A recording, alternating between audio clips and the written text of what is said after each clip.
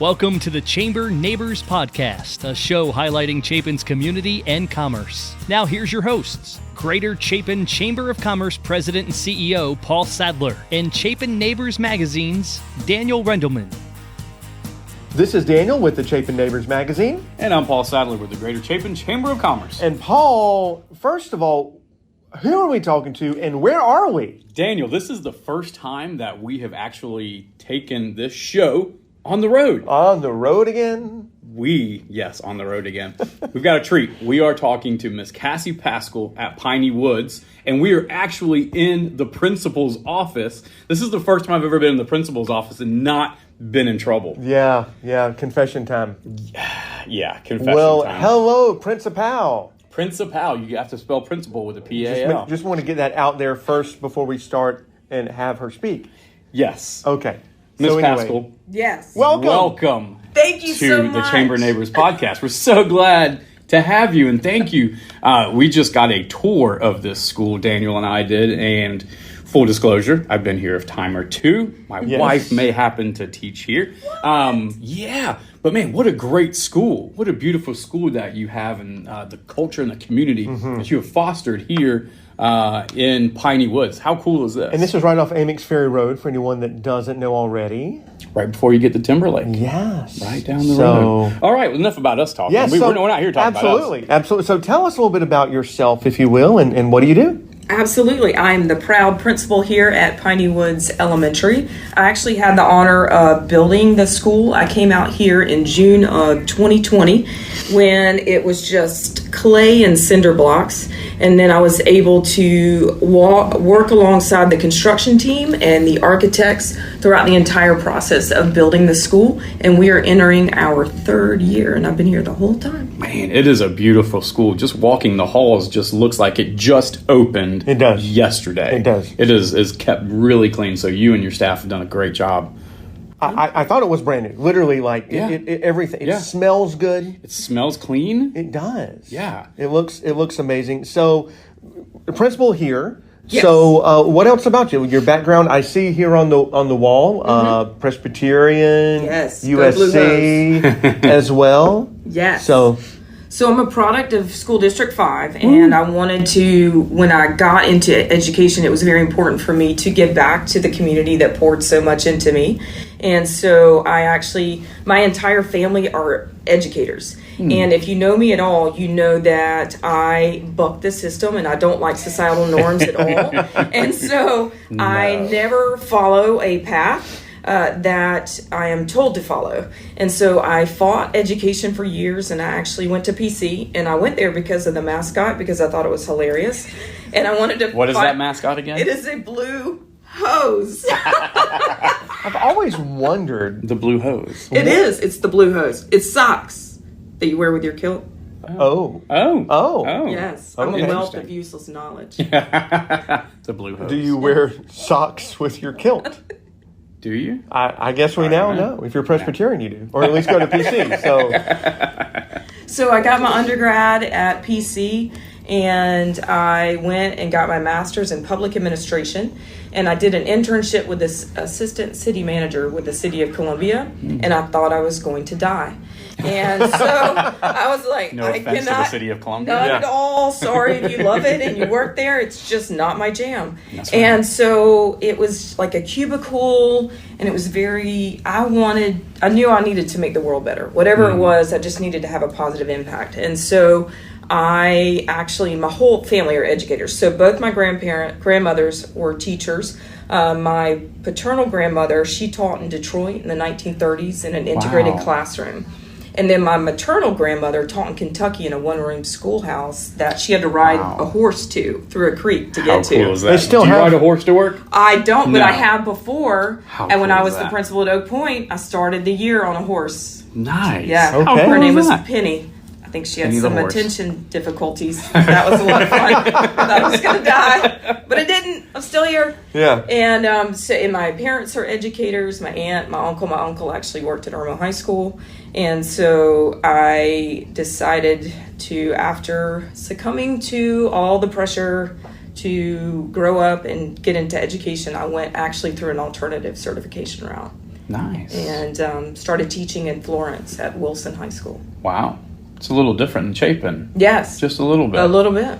Well, that's cool. That, I love hearing those stories that your family were educators, and, and now you are here at this school is just awesome that you're following almost in their footsteps. And you've been all around District 5, right? Yes, I and have. So tell us a little bit about that and where you've been. Absolutely. So I started teaching actually in Florence at Wilson High School, and I lived in Irmo, and I drove to Florence every day because at that Whoa. point... Yeah. Wow, that's a drive. Yeah.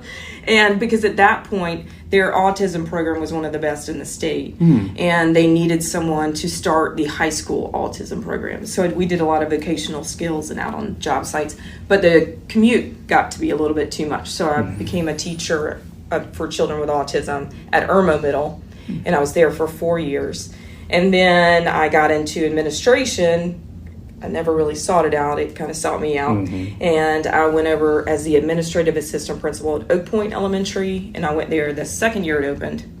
I was the administrative assistant principal for 2 years, assistant principal for 2 years, and then principal there for 6 years. Wow. And then they asked me to go over to Irmo Middle to serve as the principal there for 3 years.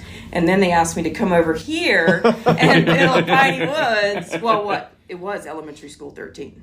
But then it became Piney Woods Elementary in 2020. And there's a story behind the name we want to get to. Yes. Because I've heard this story, which is fascinating, but also understanding your journey here and the pride that you have in the building, in the school, in the staff.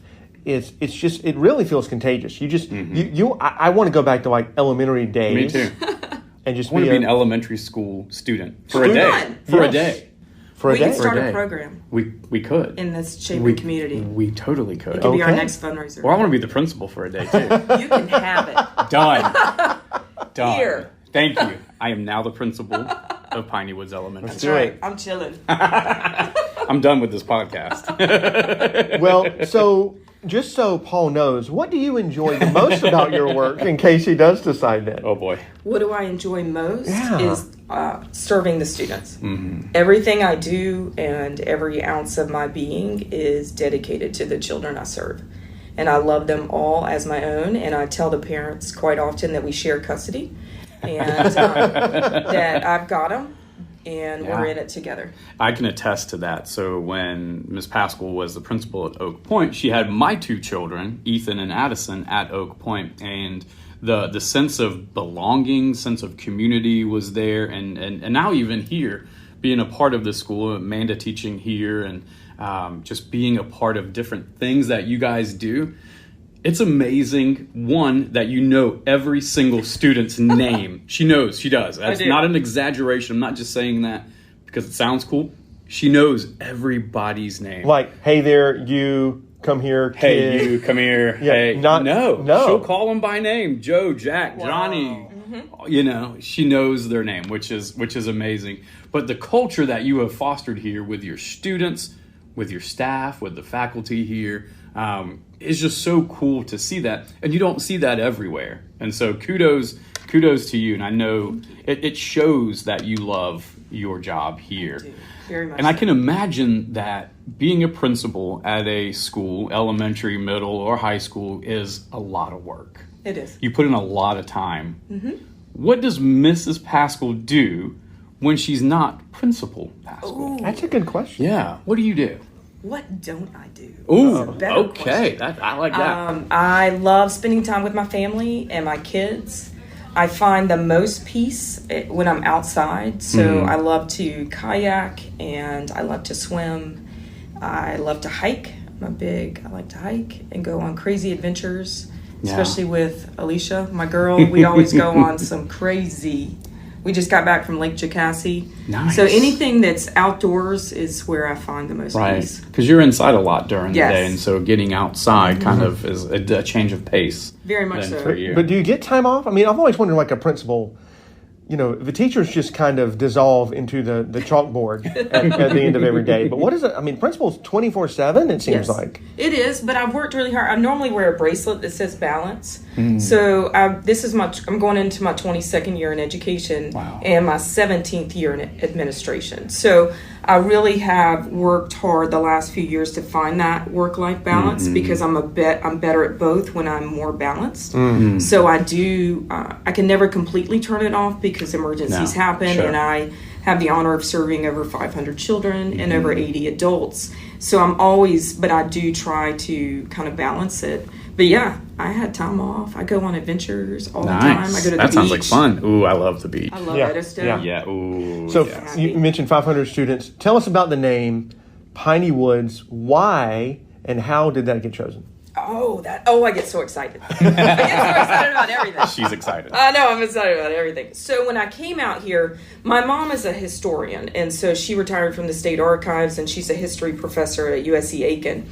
So it's kind of ingrained in me that you need to always know the story, the background knowledge of wherever you're serving or whatever you're doing. So I came out here in the middle of COVID, and I reached out to every faith-based leader, the mayor, Nicole, the chamber. I reached out to everyone and started meeting with them because I've had the honor of serving Dutch work in the Irmo areas, but I've never served a Chapin school until now. So I wanted to know more about the community. And so I started meeting with people and taking copious notes. And then I read the green book, the Chapin book that's green, and learned a lot about Martin Chapin. And then I started interviewing the multi-generational Chapinites. I see there are two different people, kind of entities out here, and so I really focused on the multi-generational people that have grown up here for hundreds of years and learned that this community has actually been called the Piney Woods for hundreds of years, and it started because of Martin Chapin and his lung ailment. So he lived for many, many years on one lung, and he would actually inhale the pine tar because he lived in like New York and was told by his doctors to come down here and inhale the pine. And so this area has been called the Piney Woods mainly because of Martin Chapin. And like St. Peter's Church is called the Piney Woods Church. And so less than 2 miles from here was Piney Woods School. And I found documentation from the state archives from like 1900 of when it was open. It's down, I think on Firefly.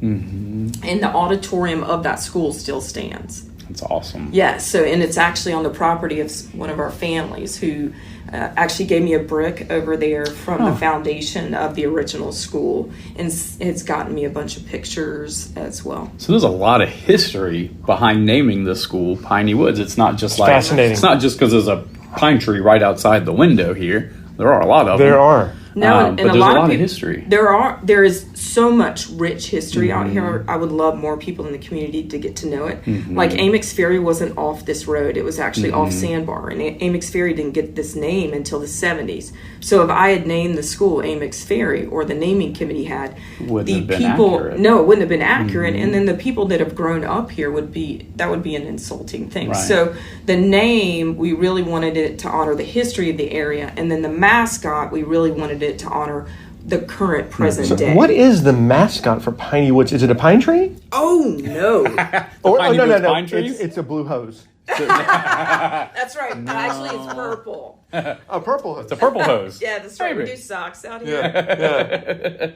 It's the Purple Martin. The Purple Martin. Purple Martin. Absolutely. And what's the significance of the Purple Martin out here? For you and your school. Oh, I don't know. What would be the significance of the Purple Martin? It's one of the largest Purple Martin roosting areas in the country. Yes. And one of the cool things is we've really embraced the mascot and the conservation work that can be done out here. And we've been working with the Audubon Society and the Wildlife Federation, and we actually have a Modus bird tower installed on the roof of our school. And we didn't see that on the tour. No, you got to go on the roof. Ooh, that's the next. That's the next part. Elevator. I hope. It tracks. No, you got to go on. I hate to break it to you, but it tracks the different birds that migrate through here, and it gives us real-time data about the different migratory patterns. So, just real quick, the thing about the school is it's not like a school.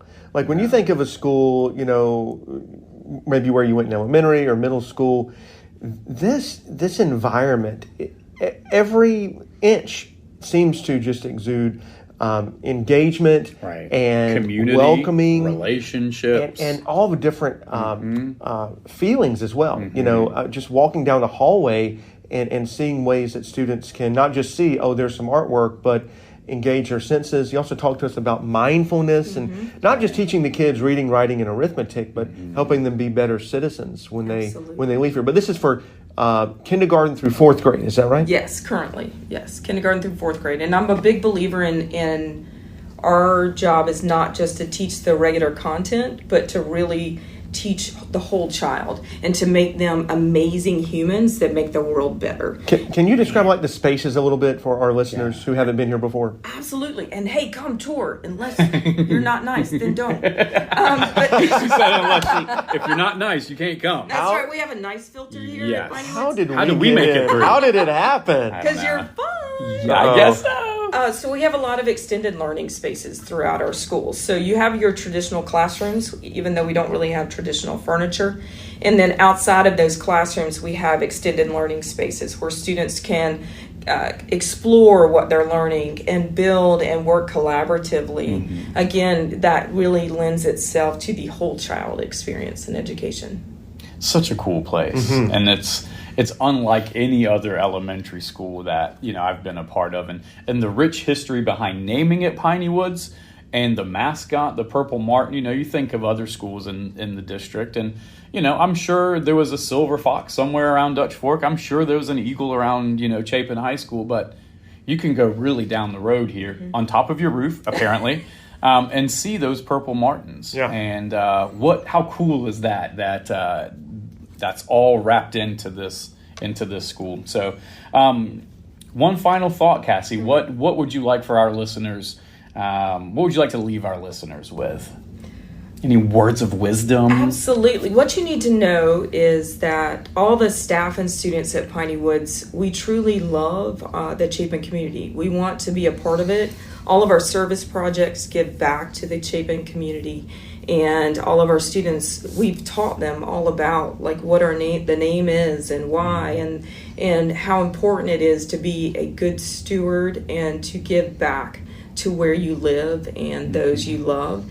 And the other thing I'd like the community to know is that every single teacher, every educator, we're here because we love the children. And we're definitely not in it for the money. We're in it for just to give back and to make children's lives better.